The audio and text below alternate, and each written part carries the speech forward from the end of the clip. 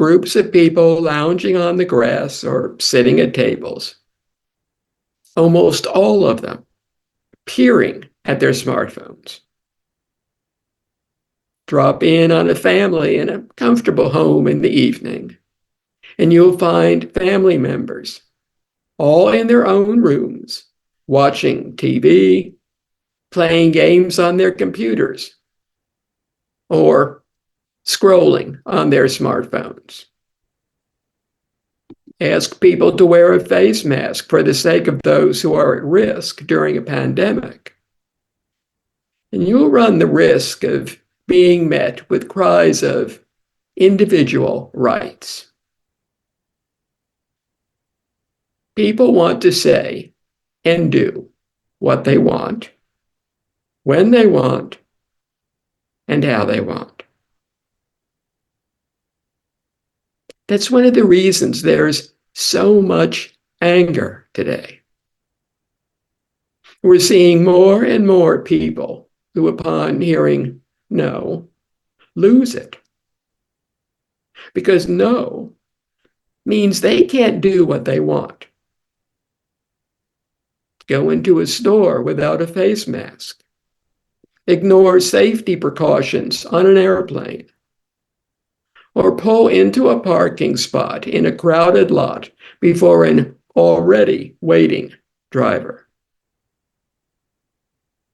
The desire to do something is so strong that the fact that others may be inconvenienced or even harmed as a result of one's own selfish fixations is not considered.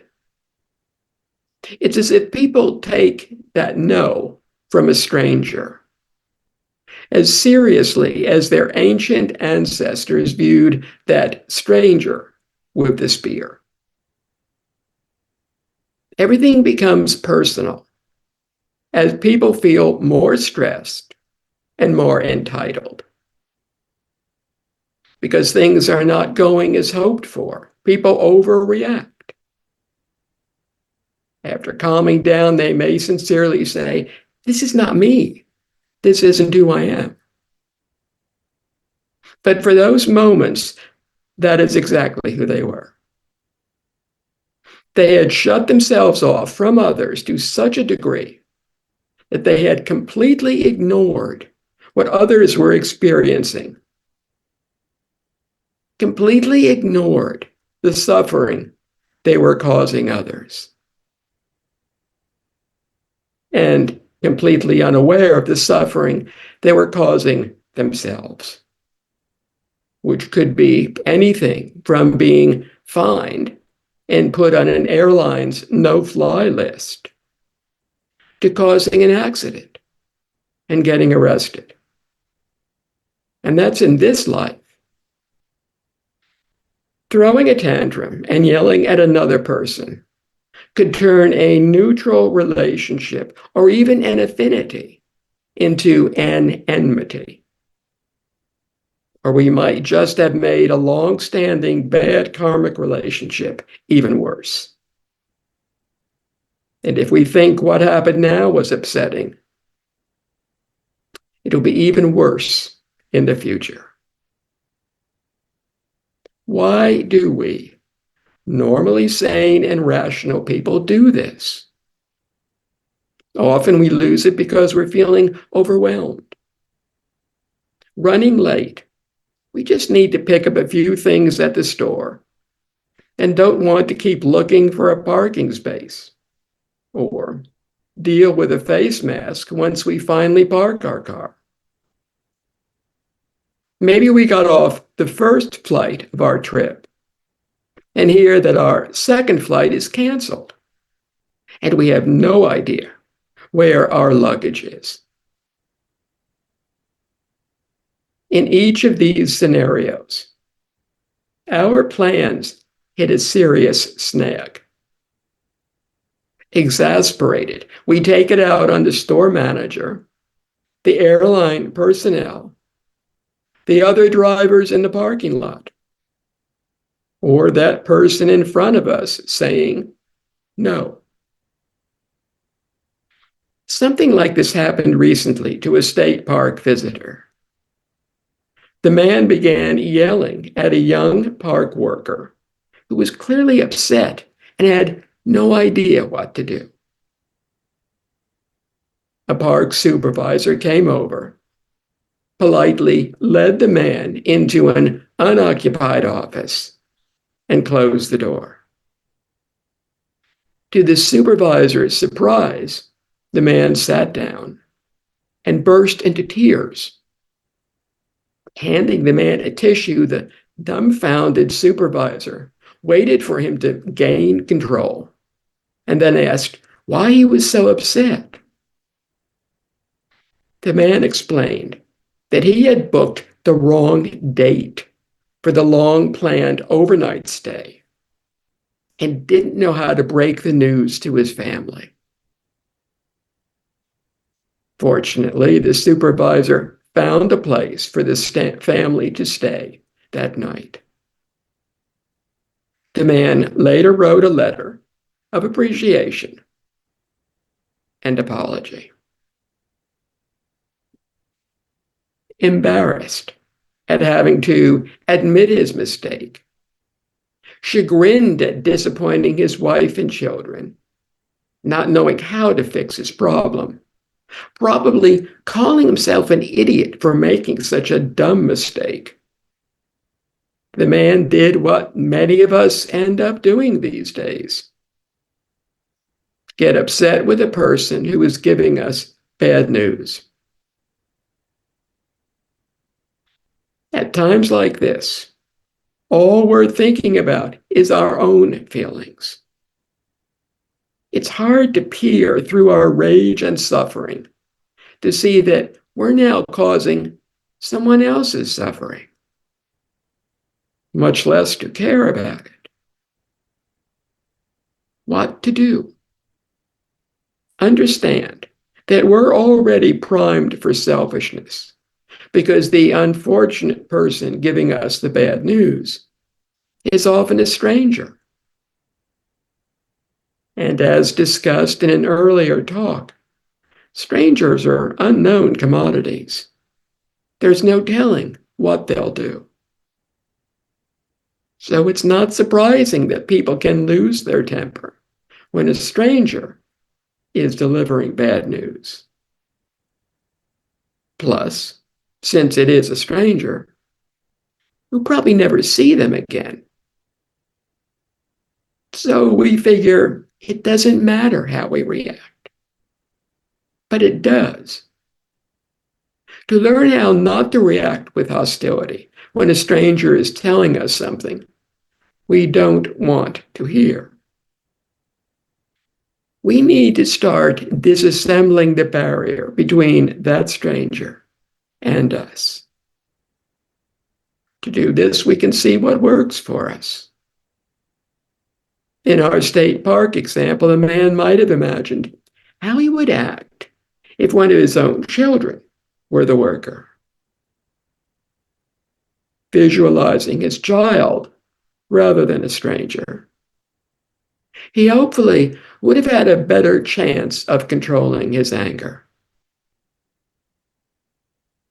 The sooner he caught it rising, the sooner he could calm down. By breaking down the barriers between ourselves and strangers, we'll gradually progress from not wanting to make an already bad situation worse to not wanting to upset others, to wanting others to be happy. We'll move from selfishness to selflessness, from demanding respect to treating others with respect. Acting from selflessness, we'll find it easier to forgive the other person for perceived or real offenses.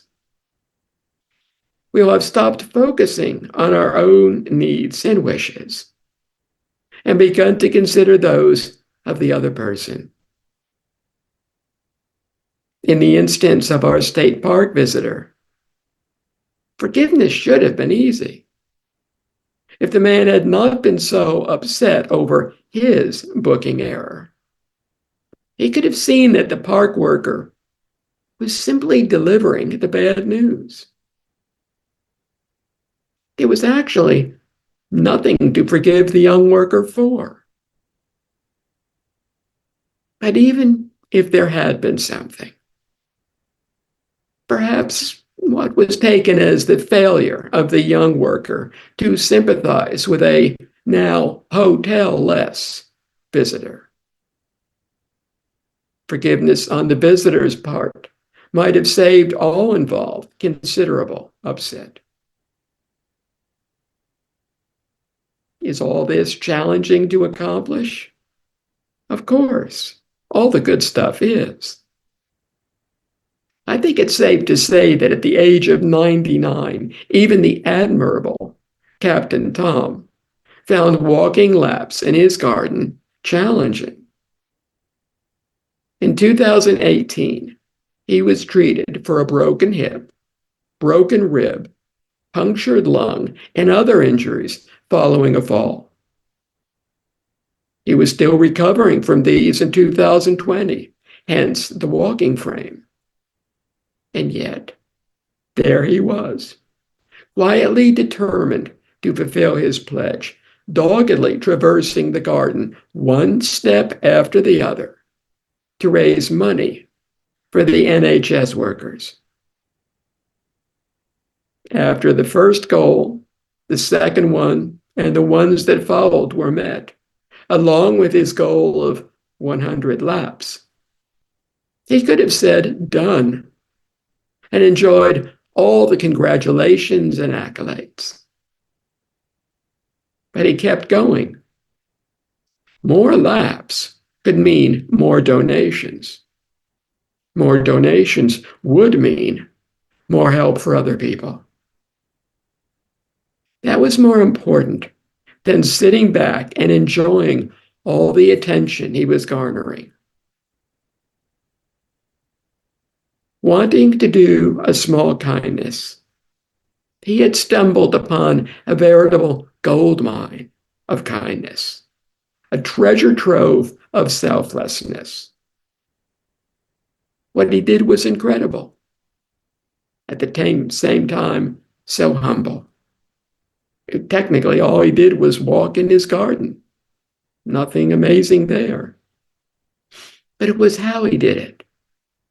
There was nothing showy. Looking at his photo, we see a man who could be our grandfather, dressed for our annual family get-together.